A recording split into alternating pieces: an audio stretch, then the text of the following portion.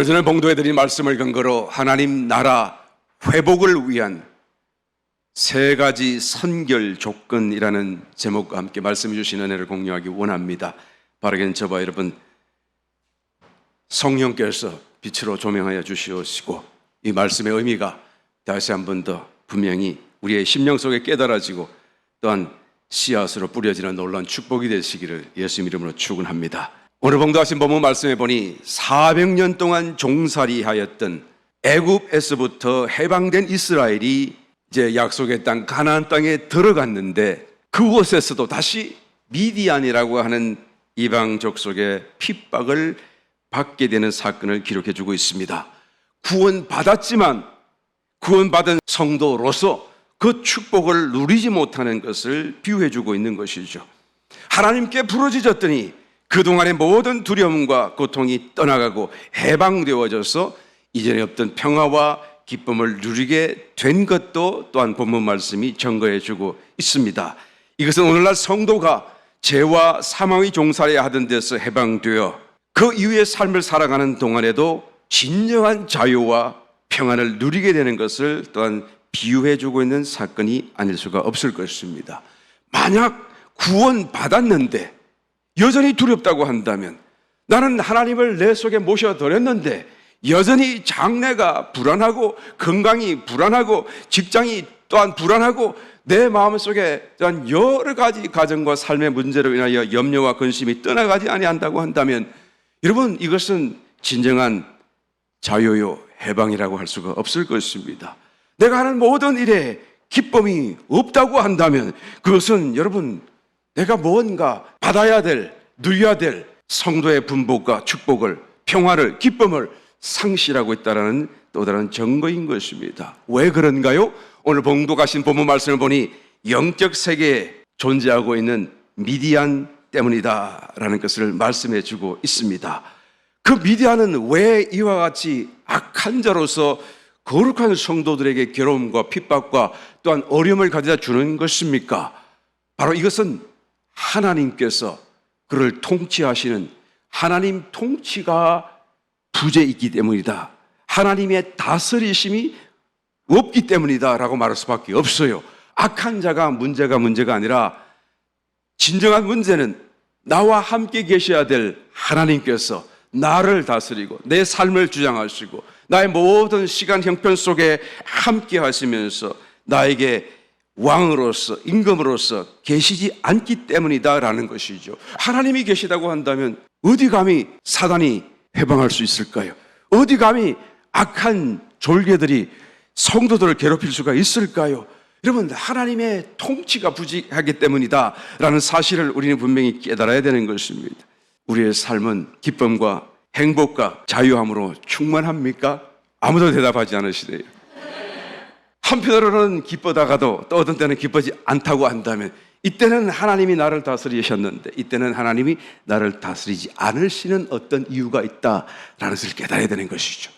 하나님의 나라를, 하나님이 왕으로서의 하나님의 나라를 내 삶과 내 마음속에 회복해야 될 줄 믿습니다.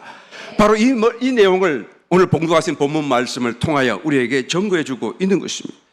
그런데 하나님의 나라의 회복이라고 하는 것은 저절로 오지 않습니다.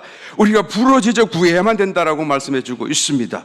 하나님의 나라를 회복하기 위해서 세 가지 부르짖어 우리가 또한 갖추어야 될 선결 조건이 있다라는 것을 말씀해 주고 있습니다. 바라기는 저와 여러분들이 이와 같은 것들이 먼저 갖추어지고 하나님의 나라가 회복되어져서 우리의 모든 나머지 생애 통으로 하나님의 주시는 기쁨, 자유, 또는 평안, 하나님 주시는 모든 좋은 신령한 분복들이 차고 넘쳐서 나도 풍성하고 나로 인하여 또한 주변의 모든 사람들에게 은혜를 끼치고 간증이 될 수 있는 저와 여러분 되시기를 예수님 이름으로 축원합니다. 첫 번째로 하나님의 목소리를 청종해야 한다라는 것을 말씀해 주고 있습니다.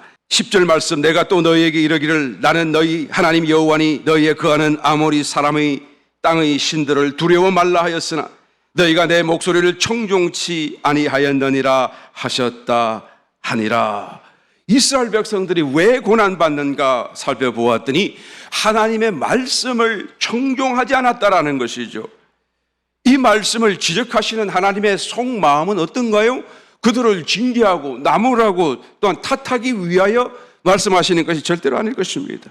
이 말씀을 하시는 이유는 너의 실상을 보라, 너의 잘못된 형편을 깨달으라는 것이죠. 그래서 내가 너를 축복할 수 있도록 나를 너의 왕으로, 너의 임금으로, 너의 삶 가운데 또한 나를 영접하라고 하시는 말씀이 아니겠습니까? 그런데 봉독하신 본문 말씀에 나타나는 이 기드온도 그들의 선조의 그 거역적인 심성을 그대로 물려받았어요. 하나님 앞에 겸비하고 하나님 앞에 잘못을 회개하려는 마음보다도 불평하고 불만스럽고 하나님 앞에 그의 불만과 불평을 그대로 간직한 채 하나님의 모든 말씀들을 듣지 않으려고 하는 것을 보게 됩니다. 12절 말씀, 여호와의 사자가 기드온에게 나타나 이르되 큰 용사여 여호와께서 너와 함께 계시도다. 기드온이 그에게 대답하되 나의 주여 여호와께서 우리와 함께 계시면 어찌하여 이 모든 일이 우리에게 미쳤나이까? 또 우리 열조가 일찍 우리에게 이르기를 여호와께서 우리를 애굽에게서 나오게 하신 것이 아니냐 한 그 모든 기적이 이적이 어디 있나이까?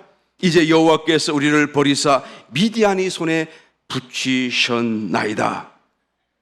자기 자신의 잘못은 회개하지 않고 민족적인 그런 죄는 회개하지 않고 하나님이 우리와 함께 하신다고 한다면 어떻게 이렇게 이런 일이 우리에게 일어날 수 있겠는가?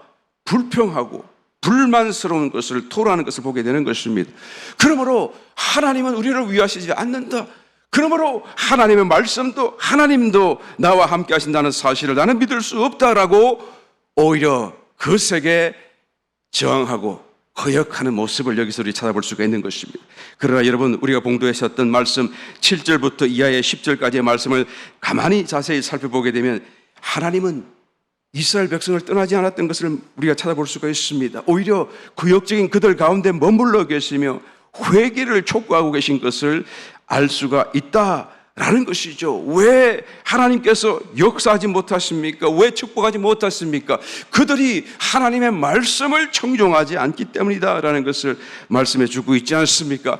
기드온은 이어 그대는 큰 용사로다. 여호와께서 너와 함께 계시도다. 그런 말을 듣는다고 한다면 어떻게 해야 되죠? 아멘, 할렐루야, 하나님 감사합니다.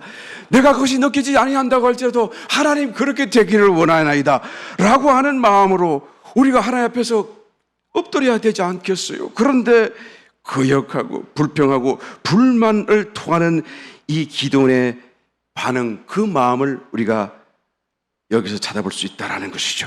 하나님 말씀도 하나님도 받아들이지를 못하는 것입니다. 여러분, 청종이라는 말의 의미가 뭐죠? 청이라는 건 듣는다는 말이잖아요. 종이라는 말은 따른다는 말씀이잖아요. 그러니까 먼저 들어야 그 말씀이 내 가슴에 들어오도록 들어야, 그래야 다음에 그 말씀을 따라 우리가 순종하여 따라갈 수가 있지 않겠습니까? 누가 잘못한 건가요? 왜 이런 사태가 벌어진 것인가요? 사실은 자기들이 잘못했고 자기들이 하나님을 떠났고 자기들이 하나님의 말씀을 듣지 않았기 때문인 거 아니겠습니까? 그래놓고도 그들은 불평하고 하나님 우리 편이 아니다라고 오히려 하나님 말씀도 하나님도 거역하고 거절하는 모습을 여기서 찾아보는 것입니다. 여러분, 제가 하나님이라고 한다면 이런 사람, 이런 민족 다시 안 볼 거예요 아마. 그러니까 내가 하나님 아닌 것이 다행이죠. 할렐루야. 하나님은 다르신 거예요.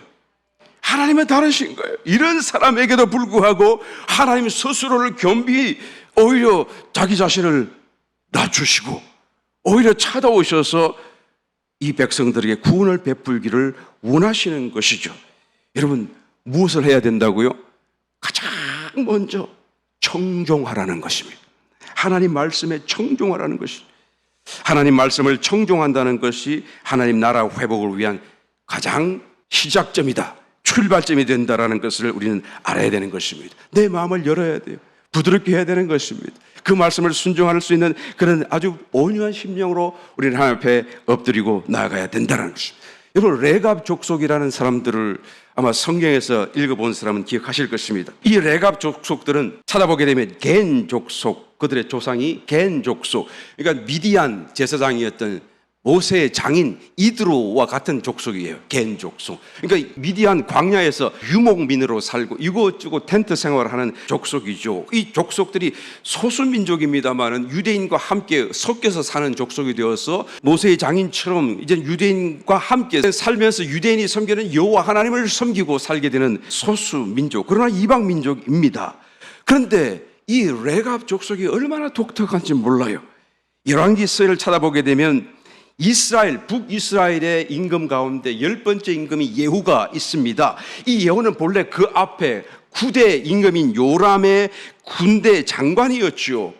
그런데 그 요람 위에 아하시아 위에 아합, 이게 7대 북이스라엘 왕, 가장 악한 왕으로서 아합 왕이 그 이방인 이세벨과 함께 온 유대 나라를, 온 이스라엘을 바알 종교로 가득 채워버렸고, 하나님 말씀은 조금도 생각나지 못하도록 오히려 선지자들조차도 잡아서 다 죽여버리고 정말 하나님을 분노케 만들었던 그 왕이 아합 왕이잖아요. 그런데 아합 왕 아들 손자에 이르기까지 계속해서 이 나라를 어지럽히고 여호와의 신앙을 어둡게 만들어버린 그 결과로 하나님께서는 심판하기를 작정하신 것입니다. 그래서 엘리사를 보내셔서 그 요람 왕, 그 9대 요람 왕의 군대 장관이었던 예후에게 기름을 부어줘요. 기름 부으니까 너가 왕해라 그 말이에요. 그러니까 이 예후가 군사 쿠데타를 일으키게 되죠. 그리고는 가서 어떻게 합니까? 아합은 이미 죽었고 그 아들 그냥 아하시아, 요람 다 이제 쳐서 그 죽이고, 그 아합의 아들 70인을 다 죽이고요. 그리고 그 아합의 가문에 속한 사람들은 남김없이 죽이는 것입니다. 정말 씨를 말린다는 말씀처럼 다 죽이는 거예요.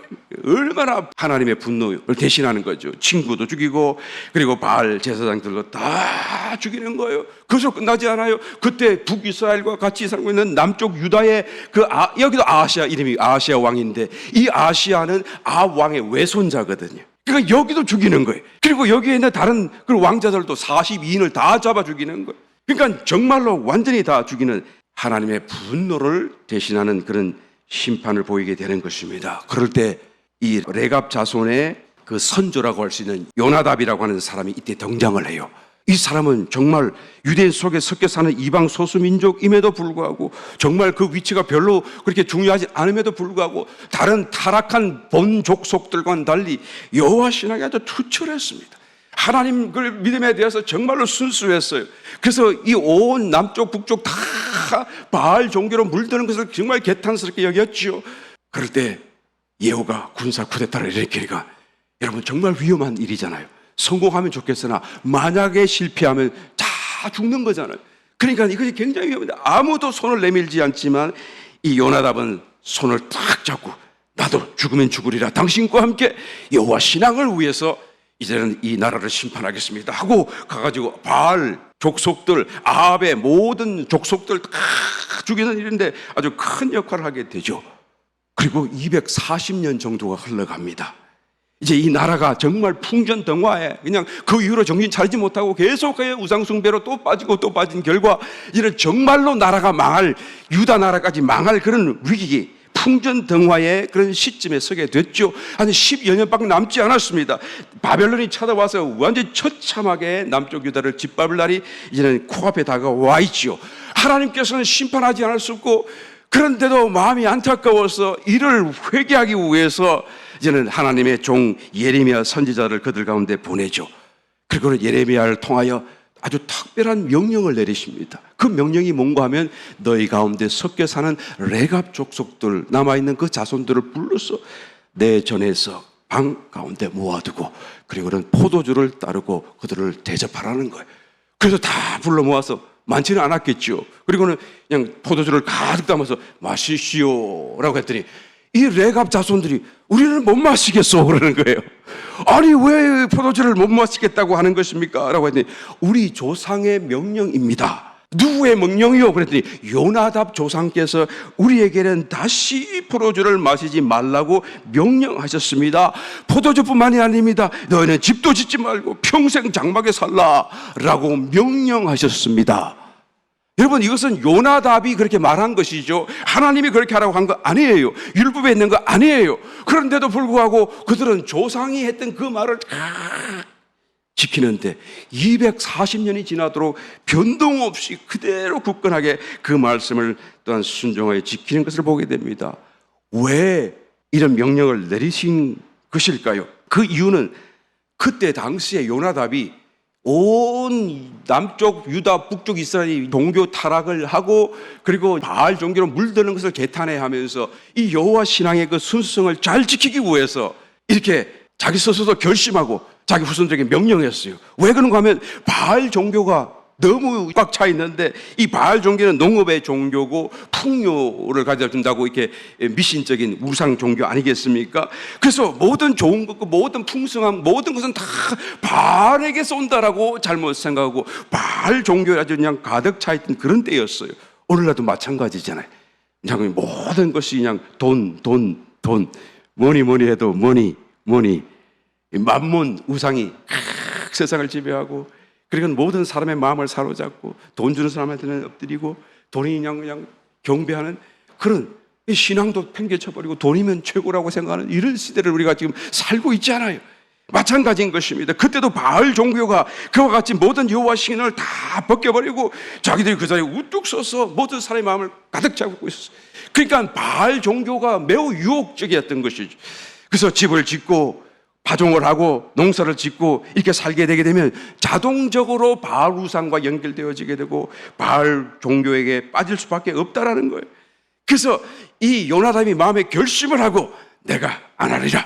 그리고는 어렵더라도 텐트를 걸머지고 그냥 이리저리 그냥 끌고 다니면서 짐승 가축들을 끌고 다니면서 유목민 생활을 하게 되면서 그래서 신앙을 지키려고 애를 썼던 것이죠. 그리고는 자기가 죽을 때는 이에 있는 모든 후손들에게도 너희도 이렇게 하라. 절대 집 짓지 말고 포도주도 마시지 말고 평생 장막에 거하라 라고 명령을 했더니 240년이 지나도록 그 후손들이 그것을 그대로 지키는 거예요. 정말 독특한 사람들 아닙니까? 정말 신기한 족속들이고 자손들이 아닙니까?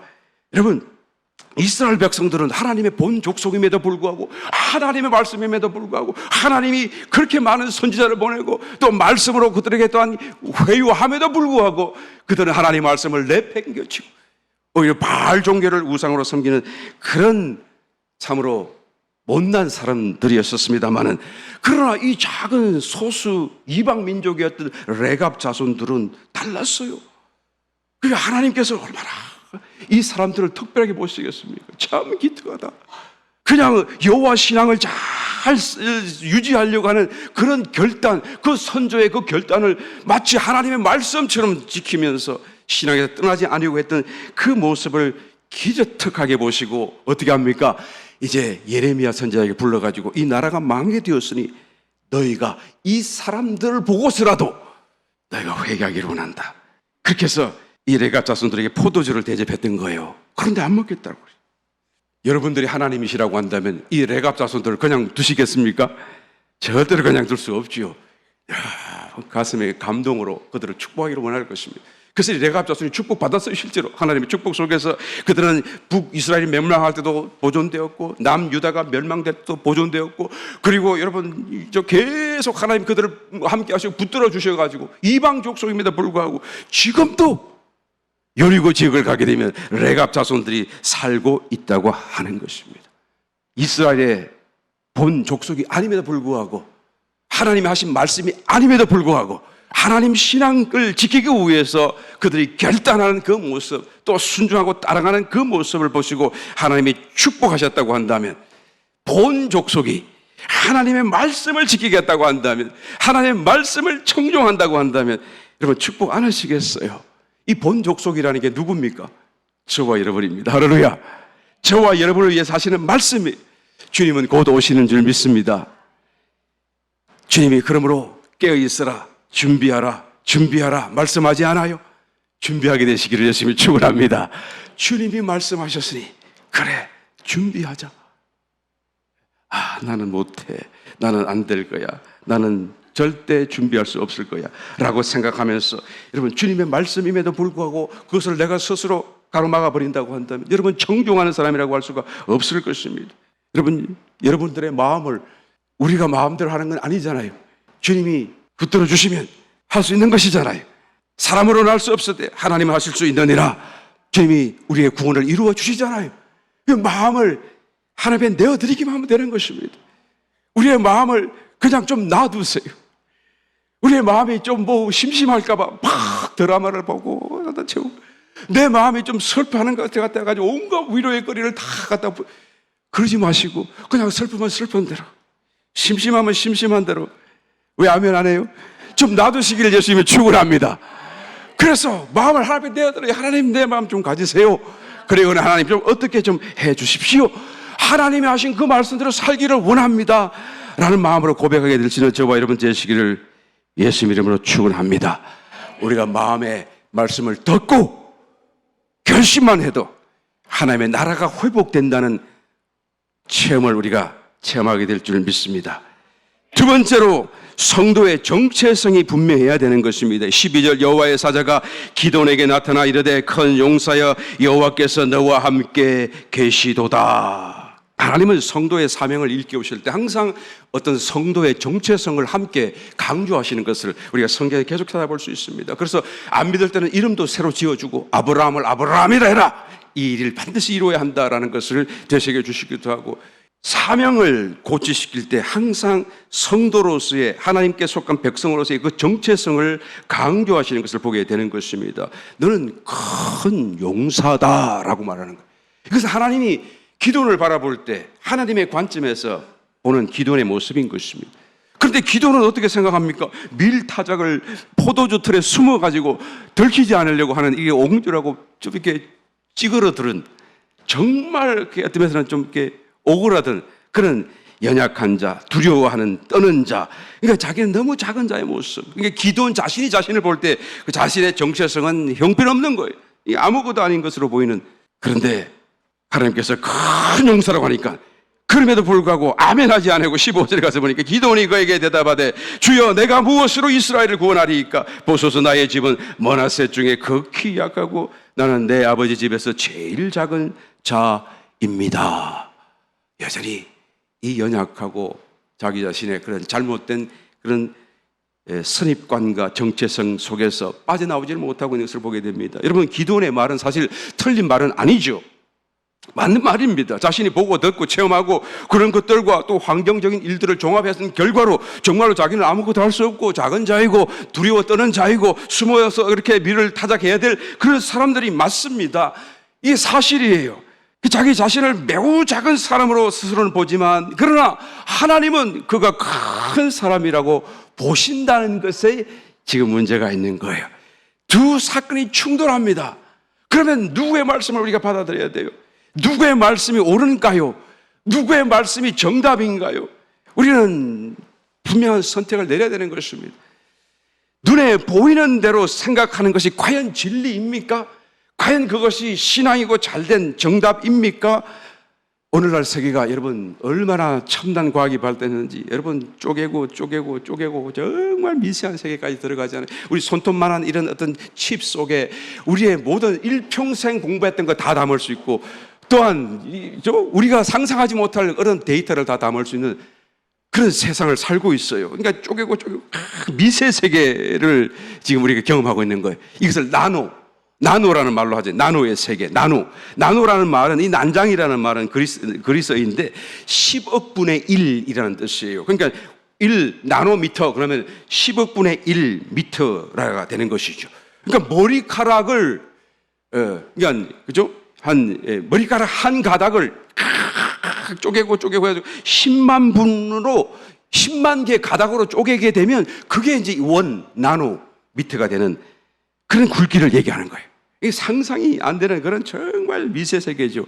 그런 미세 세계 속에 쑥 들어가서 보게 되면 여러분, 이 골드는 무슨 색깔입니까? 어려운 질문인가요? 노란색이잖아요. 그런데 이 나노 세계에 들어가서 보게 되면 그게 노란색이 아니고 여러분 빨강색인 거예요. 그러면 실버 무슨 색깔입니까? 우리의 눈으로 보는 색깔은 은색, 그러면 하얀색인데 말이에요. 실버 회색이라고 하기도 하고 여하튼 하얀색인데 그 나노의 세계에 들어가서 보게 되면 노란색인 거예요. 그러면 여러분 노란색이에요? 아니면은 하얀색이에요? 그러면 노란색이 맞아요? 빨강색이라고 하지 말아요.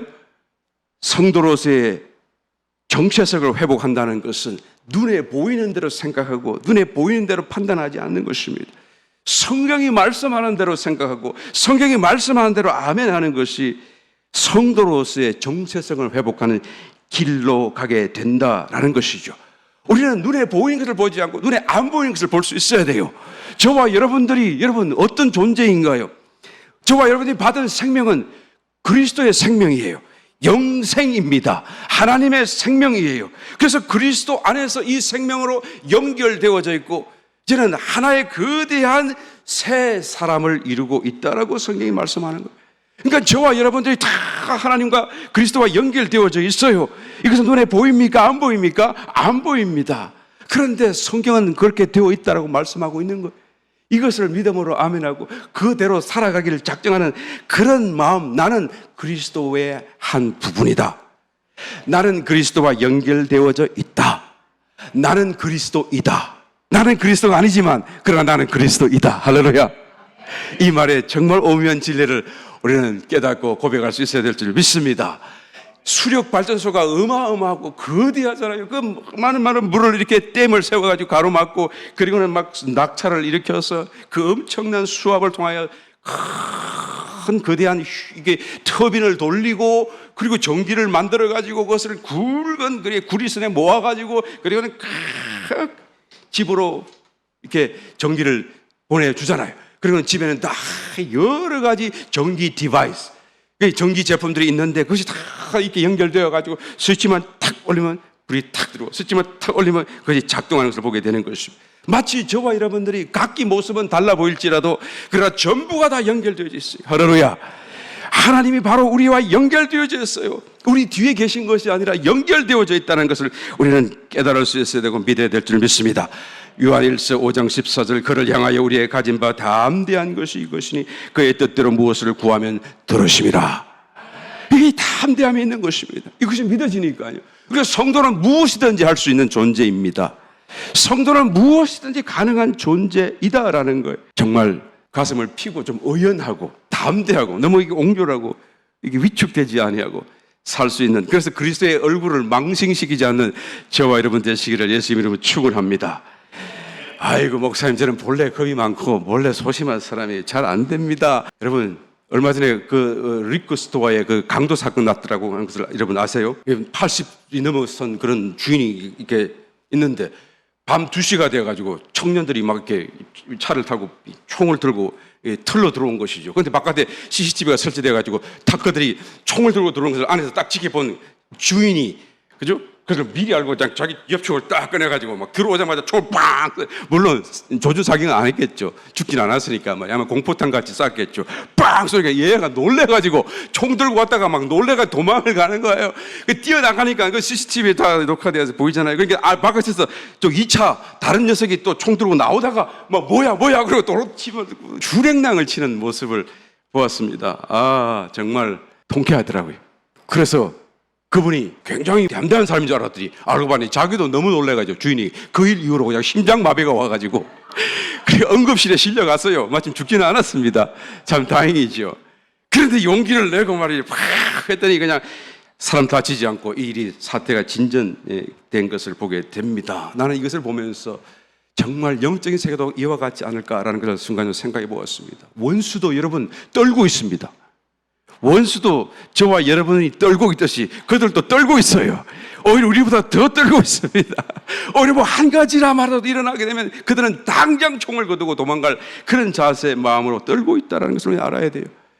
뭐를 떨고 있습니까? 저와 여러분들이 성도의 정체성을 회복할까 봐, 성도로서 성도답게 살기를 결심할까 봐 떨고 있어요. 그래서 막 작정하고 기도하면 그냥 모든 것이 다 가능하니까 문제가 해결되는 것을 믿으시길 예수님을 축원합니다.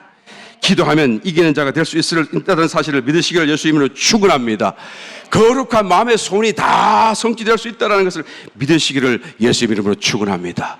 성도의 정체성을 회복하는 것이 바로 하나님 나라를 회복하는 일입니다. 세 번째, 우상을 버려야 돼요. 25절 26절 이날 밤에 여호와께서 기드온에게 이르시되 내 아비의 수소 곧 7년 된 둘째 수소를 취하고 내 아비에게 있는 바알의 단을 헐며 단 곁에 아세라상을 찍고 또 이 견고한 성 위에 내 하나님 여호와를 위하여 규례대로 한 단을 쌓고 그 둘째 수소를 취하여 내가 찍은 아세라 나무로 번제를 드릴지니라. 여러분, 하나님이 기드온에게 제일 먼저 명령한 것이 무엇입니까? 바로 이 사건이에요. 우상 버리라는 거예요. 하나님께서 기드온을 쓰시고 축복하시기 위해 제일 먼저 요구하신 것이 무엇입니까? 바로 이 사건이에요. 우상을 버리라는 것이죠. 우상이 무엇입니까? 하나님보다 더 사랑하는 것이. 요즘에는 영어로 하면 아이돌 그러잖아요. 아이돌. 아이돌이 영어예요. 영어로 우상이라는 뜻인데 말이에요. 이제 요즘에 들어서는 그냥 연예계에 그냥 스타들을 두고 아이돌 이렇게 말하게 되는 것을 보게 됩니다. 그래서 아이돌 그러면 너무 친근한 느낌이 나요. 우상은 싸워서 버려야 될 것들인데 아이돌 그러면 막 가까이 하고 싶고 뭐가 가까이 뭐 그런 느낌이 들도록 이 아이돌, 이 우상이라는 단어와 개념이 너무 가까이 와 버린 것을 보게 되는 것입니다. 무엇이 우상입니까? 잘 모르실 것 같아서 내가 다시 한번 또 구체적으로 말씀을 드리려고 그래요. 너무 가까이 두고 내 아이돌은 누구야 뭐야 그렇게 막 하기 때문에 말이에요.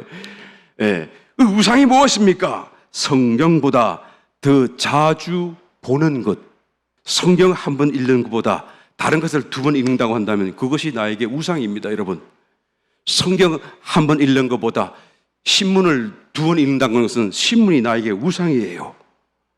기도하는 일보다도 더 많이 하는 어떤 일이 있다고 한다면, 물론 직장 같은 일이 아니라 말이에요. 내가 선택할 수 있다고 했을 때 기도하는 일보다 더 많이 하는 일이 나에게 있다고 한다면 그 일이 바로 우상이에요.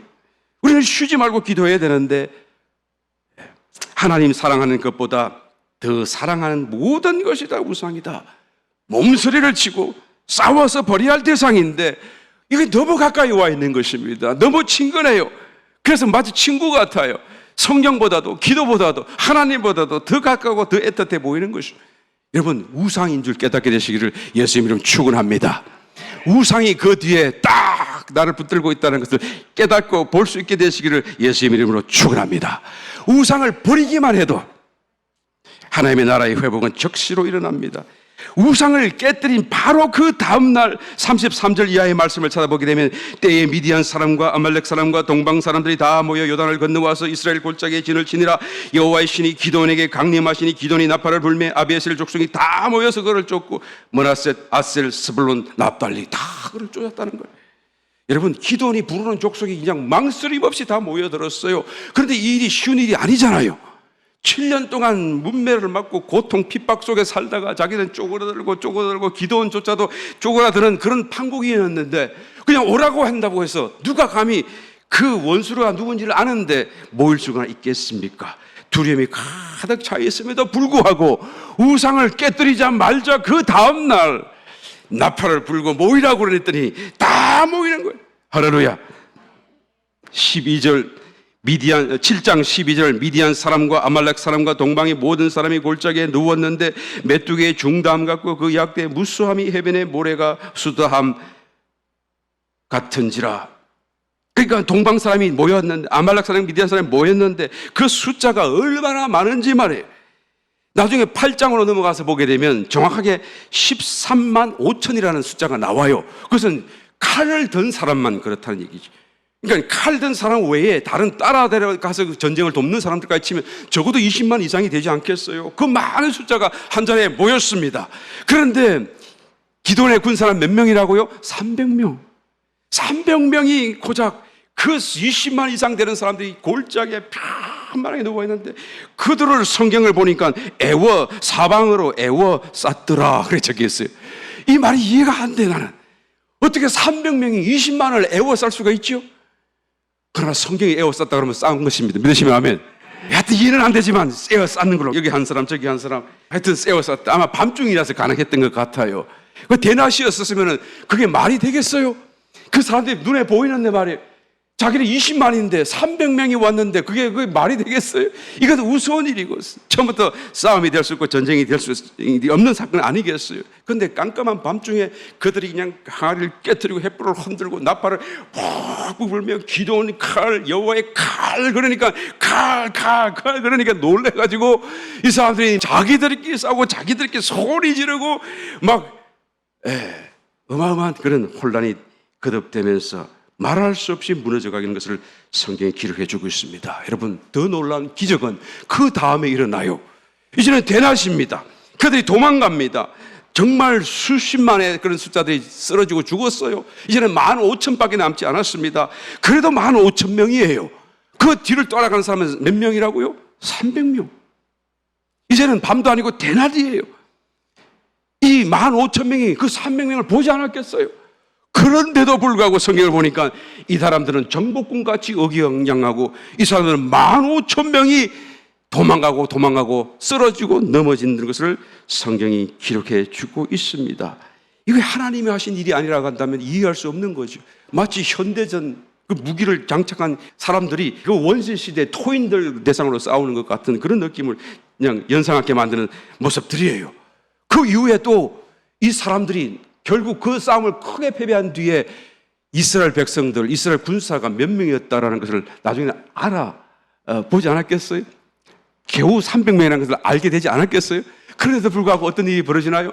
40년 동안 다시는 이스라엘을 침공에 들어오지 않았더라라고 성경은 기록해 주고 있습니다. 놀랍습니다. 할렐루야. 하나님 나라 회복이 시작되는 시점이 바로 우상을 던지는 순간이 있다는 것을 보아야 되는 것이죠. 우상 그 너머에 하나님의 이 놀라운 기적들이 우리를 기다리고 있다는 사실을 우리는 알아야 되는 거예요. 우상을 깨뜨리고 버리는 그 순간 하나님의 체험이 시작된다는 것을 우리는 알아야 된다는 것입니다. 여러분, 하나님 말씀 목소리에 청종하시기를 예수님이 축원합니다. 성도의 정체성을 회복하시기를 예수님이 축원합니다. 삶 속에 모든 우상을 깨뜨리시기를 예수님을 축원합니다. 그래서 가나안의 진정한 영적인 축복을 소유하고 체험하는 저와 여러분 다 되시기를 예수님 이름으로 축원합니다.